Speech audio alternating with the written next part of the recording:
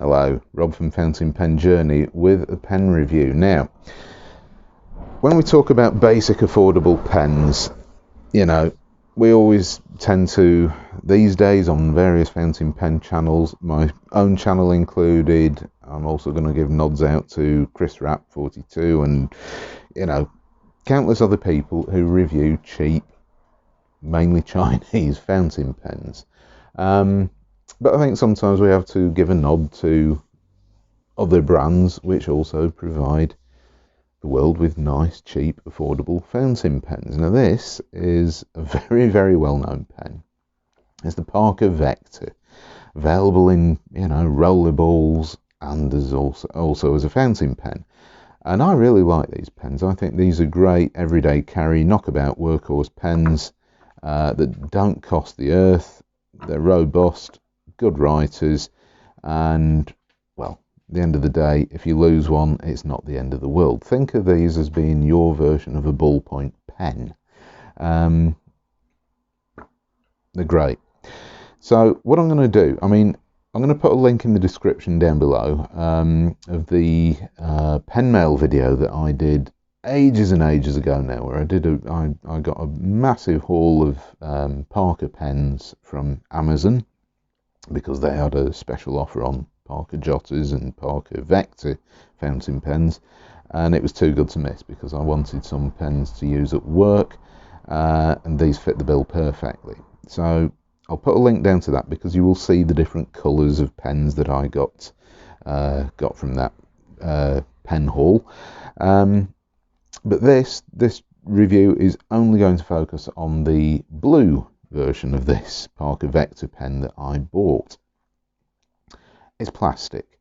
I have a vintage Parker Vector, white one, and it is, I'd say, probably from the 80s. And I must admit the quality of the plastic is not quite as good on the modern pens as on the old ones. They feel just a little bit cheaper, but it's still solid enough, decent plastic. These are not indestructible, but they are cheap. So even if you do put one in your back pocket of your jeans and sit down and snap, it's going to smash into little bits. It's not the end of the world. It's not like you've done that with a urushi lacquered fountain pen from Japan that took 5 years to make. So Parker Vector, very, very standard design. It's quite an iconic design. We've already seen the top of the pen. There we go. Black plastic insert, slightly chiseled away sort of cap here, slightly angled cap. There's a sharpish step there. It's not a step, it's where it's just kind of molded or inserted. I really can't tell on this. Parker arrow clip, which I love. These things do slide onto things very nicely and easily. They're firm, they're secure.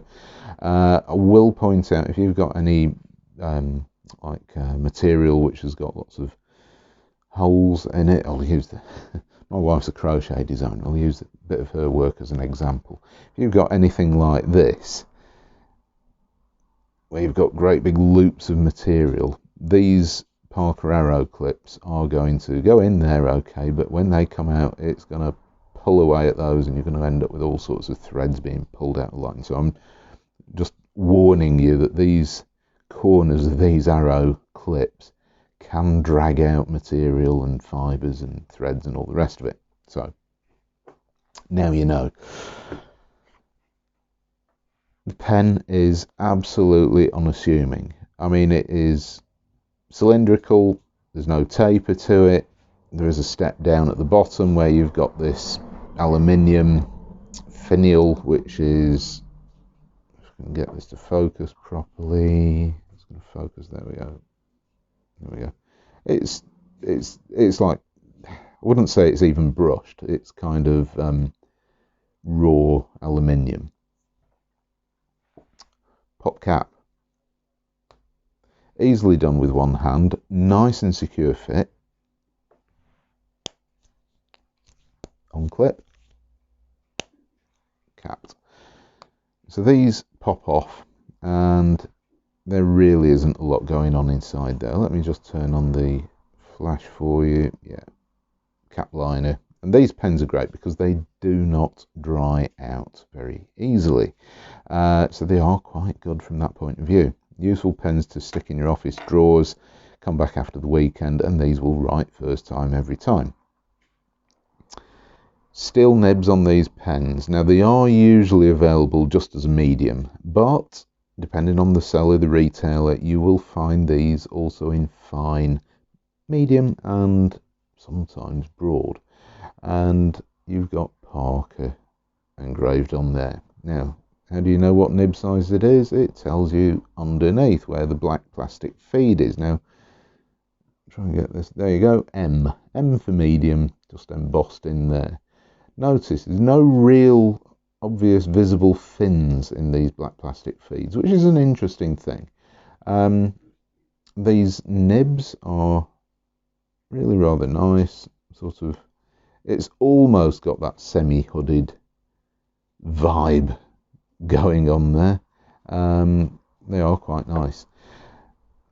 The aluminium section, it's grippy, it's a little bit what I would say a little bit slim, a little bit,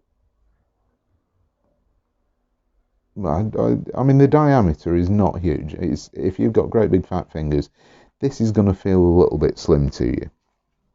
It's a decent length, but my thumb is feeling plastic. It's feeling razor sharp. Chew your skin off. No, it's not. But there is a step up. You can feel the step up from the section to the barrel. Really, really quite it's very noticeable. It's quite sharp. It is, in my view, a little bit uncomfortable, and especially if you're struggling with the diameter of this section, because it is not tapered. It is just a tube. So you're looking at a cylinder. There is no tapering here, so it's not like you're going to hold it anywhere, and you may be tempted to try and hold it further up here. But this step is, I mean, you can see it is, I mean, it's over I'd say probably a millimetre, maybe just over a millimetre difference between the section and the barrel. So that is one quite sharp step up, which is going to be annoying for some people. I don't find it a problem. Length in the hand, absolutely no problem writing with this pen on posted. However, this is strangely one of the few pens that I actually prefer to write with posted. To post it, your cap simply fits over that aluminium section there, and it's a really, really comfortable, I mean, this cap weighs virtually nothing anyway. I mean, it's, you know, I don't know. I'm not even going to get the scales out to weigh it. A couple of grams, few grams, nothing. Very, very lightweight. So that just posts on there. So it doesn't actually add anything, but it actually feels more, it's not like it's added the weight. It actually just feels more normal, feels more natural. And it's very, very comfortable to use with that. Of course, the other thing is, you remember when I was saying about this step down or the step up here? There's the same thing going on up here as well. So we've got two steps, which, to be honest, I honestly do not notice this one up here at all, ever. But obviously, if you post it, it hides it, and it is completely, well, it's not completely smooth. It's flush enough. You're never going to notice it. So it is, in my view, a much better pen to use posted. So let's talk about this pen. Just rip out a page and use my Rhodia pad. So Parker Vector. Let's do the writing sample and then talk about the pen a little bit more.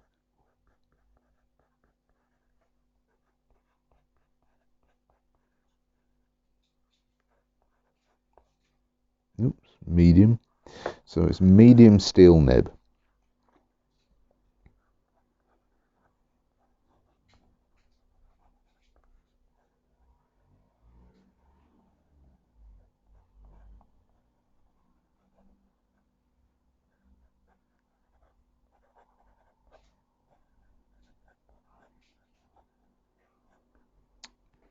it does the job. And when I say it does the job, it just does the job. It's very, very good at writing.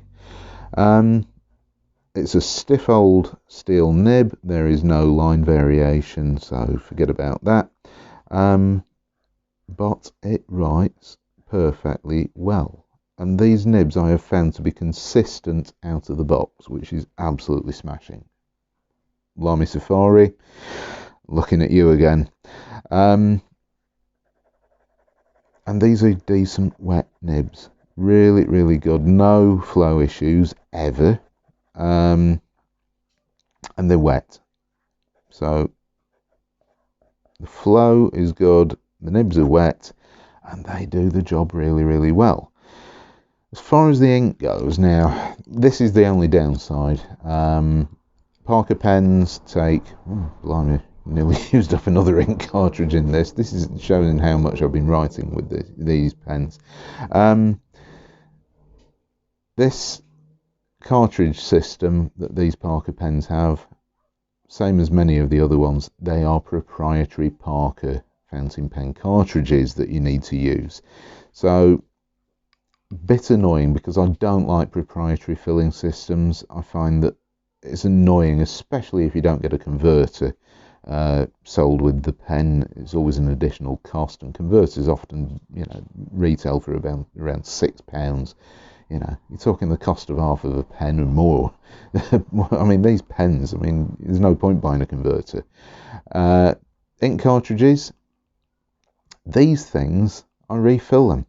I don't see any point in buying a converter when I can buy a pack of ink cartridges for about £1.70 from Amazon, which I can use up like I am with these, and then clean them out and then refill them with whatever ink I desire. And the other great thing about these is that these ink cartridges hold way more ink than a converter. So that is why I've gone to refilling cartridges. Do your bit for the environment.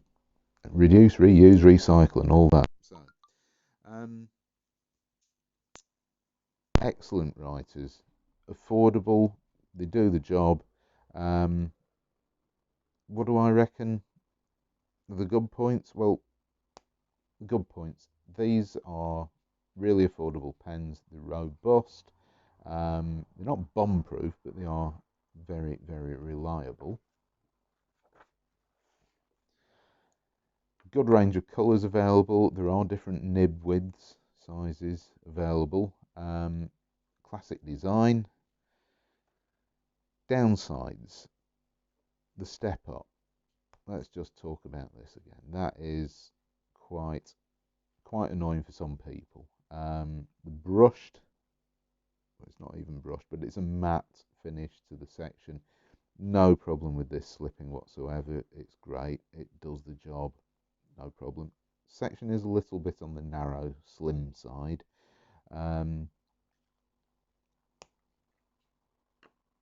It's a good looking pen. People will mistake it for a ballpoint and probably pick it up and walk off with it if you're a bit worried about things like that. I'll just do a reverse writing sample as well. And look at that. We have gone from a medium nib to a fine nib. And look at it. Still writing away.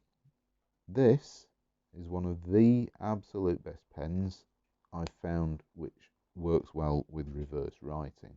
Really, really good. It's smooth, no scratchiness, no flow issues. So reverse writing, so you've got a very good everyday carry here because you've got the ability to go from your medium nib down to a fine nib, which is really useful if you have to deal with really absorbent rubbish office copy paper, things like that.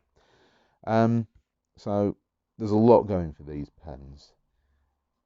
Range of colours, proprietary ink system is a bit annoying, but I can live with that. And I am building up a stack of empty Parker ink cartridges, which I can refill with whatever ink I like. So there we have it, the Parker Vector. Like I say, available in other colours. You can Also, oh, the Parker Vector also comes with a blue cartridge as well, um, which is a nice little touch.